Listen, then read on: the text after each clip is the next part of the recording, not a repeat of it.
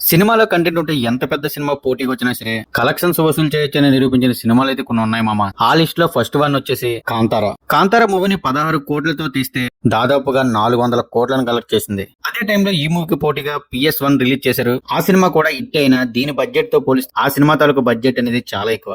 And second one వచ్చేసి హనుమాన్. తేజ సజ్జా హీరోగా వచ్చిన ఈ సినిమా 30 కోట్లతో తీస్తే 300 కోట్లను పైగా కలెక్ట్ చేసింది. అయితే ఈ సినిమాకి పోటీగా వచ్చిన సినిమాలు మహేష్ బాబు గారి గుంటూరు కారం, వెంకటేష్ గారి సైంధవ్ అండ్ నాగార్జున గారి నా సౌమరంగా. ఈ 3 సినిమాలతో పోటీ పడి హనుమాన్ సినిమాని విన్ అయిందని చెప్పాలి. అండ్ థర్డ్ వన్ వచ్చేసి మహావతార్ నరసింహ. ఈ సినిమాకి పోటీగా Harihara Veeramallu, Kingdom and recent గా రిలీజ్ అయిన వార్ 2 కూలీ మూవీస్. మొత్తం 4 సినిమాలు రిలీజ్ అయ్యాయి కానీ ఒక్క సినిమా కూడా హిట్ అవ్వలేదు. బట్ మహావతార్ నరసింహ సినిమా హరిహర వీరమల్లుతో పాటు రిలీజ్ అయ్యి ఇప్పటికీ స్టిల్ థియేటర్ లో ఆడుతూనే ఉంది. అంతేకాదు 16 కోట్లతో తీస్తే 300 కోట్ల వరకు కలెక్ట్ చేసింది. ఈ కంటెంట్ తో రిలీజ్ అయిన ఈ 3 సినిమాల్లో ఏ సినిమా సరైన పోటీని గెలిచి నిలిచిందని అనుకుంటున్నారో కామెంట్ లో చెప్పండి. ఇలాంటి daily updates and movie reviews కోసం మన ఛానల్ ని సబ్స్క్రైబ్ చేయండి.